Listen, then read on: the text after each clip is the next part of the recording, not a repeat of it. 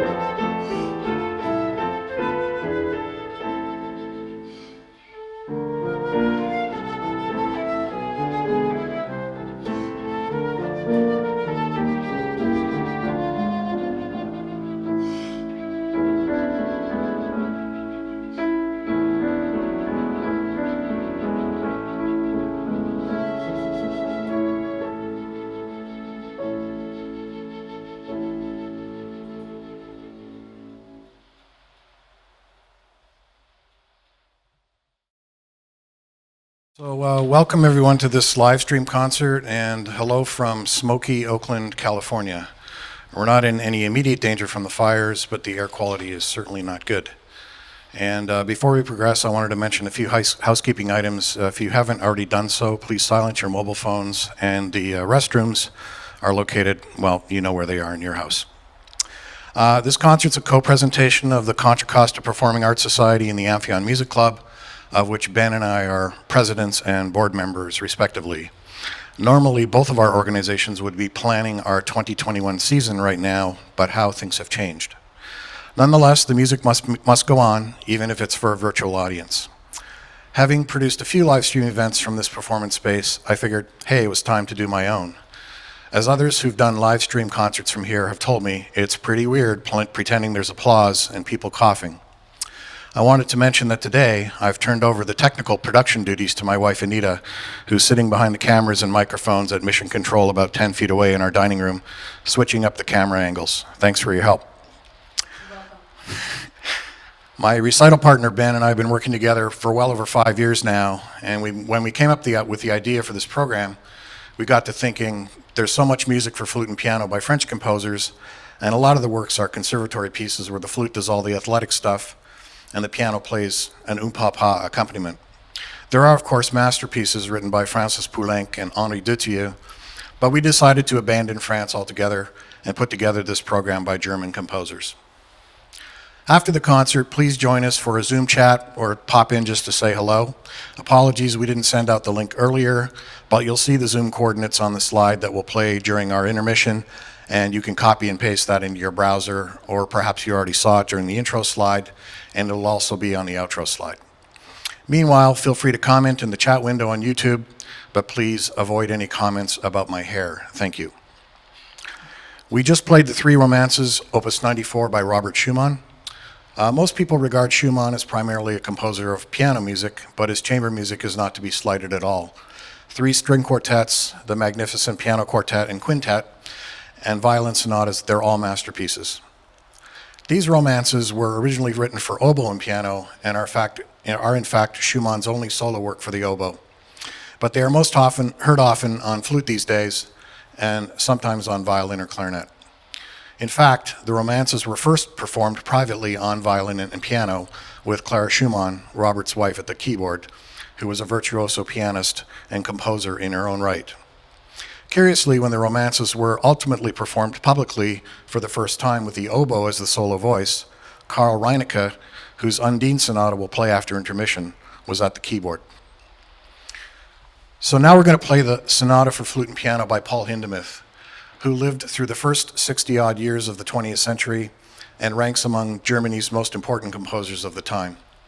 He was an extremely prolific composer of symphonies, concertos, operas, string quartets, and he wrote sonatas for practically every solo instrument in piano, including a sonata for tuba and piano.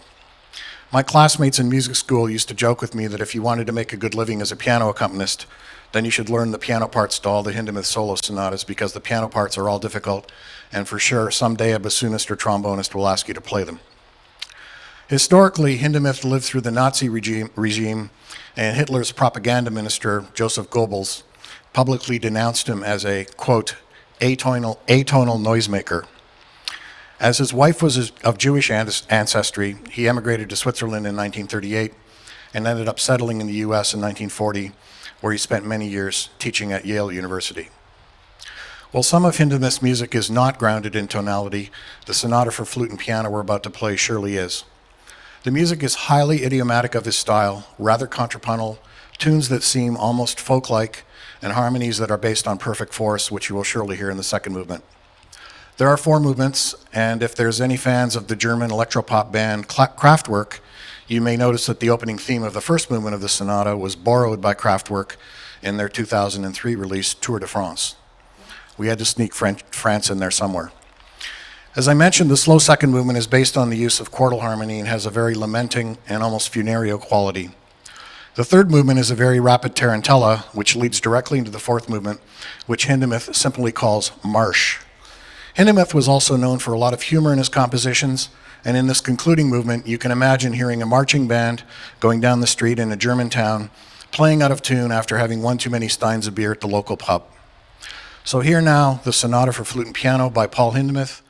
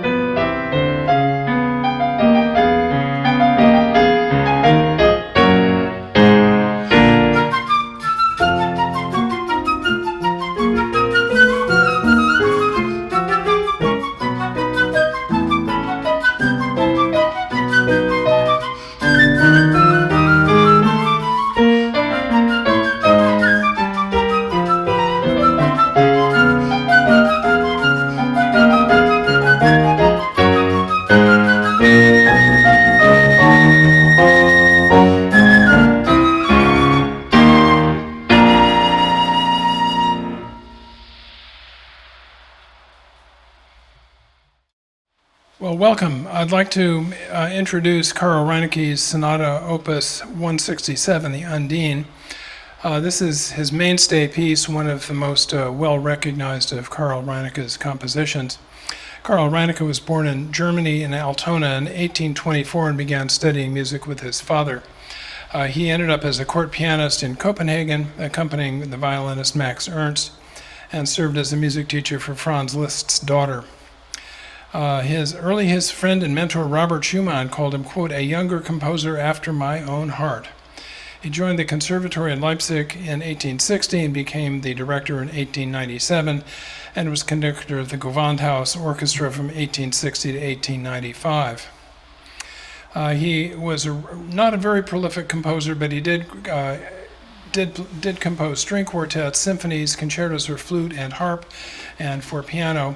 Although his operas failed, he remained interested in fantasy, and that is sort of the genesis of this story, the history of Undine. He wrote this in 1882 and dedicated it to Wilhelm Barge, who was the first flutist of the Gewandhaus Orchestra. Barge was also the flute teacher in the Leipzig Conservatory. Despite his dedication, and the famous flutist and pedagogue Paul Taffanel gave the premiere performance in Paris in 1883. This flute has also been arranged for solo violin and clarinet in A, and demonstrated the popularity of the flute sonata in its own time.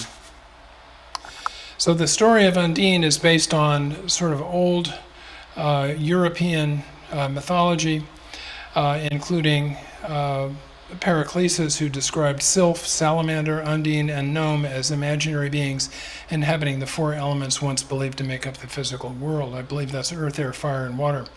Undine was a water spirit, and her name derived from the Latin word for wave. In 1811, Baron de La Motte Fouquet penned Undine. He wrote Undine. His novella gave rise to an opera with the same title, and a few other operas, including a ballet choreographed and performed by Dame Margot Fontaine. According to Lamont Fouquet's novella, Undine lives on an island with an old fisherman and his wife, who raised her as their own after their daughter was believed to be drowned at sea. Hildebrand, a knight, meets Undine, falls in love with her, and marries her, endowing her with a soul, something that she had always wanted. When Hildebrand brings his new wife home to the castle, another of its inhabitants, Berthalda, longed to possess him for herself. As Hildebrand comes to understand the unbridgeable gulf between himself and his otherworldly bride, his attention strays to Berthalda. Some dangerous meddling on the part of Undine's uncle, the sea god Culeborn, severs what was left of the marriage, and Undine returns to the sea. However, she remains in possession of her human soul. On the day of Hildebrand's marriage to Berthalda, Undine comes to claim her husband with a kiss, an act she knows will end his life. At his funeral, she appears as a pale, beautiful woman in white, but disappears after the rites.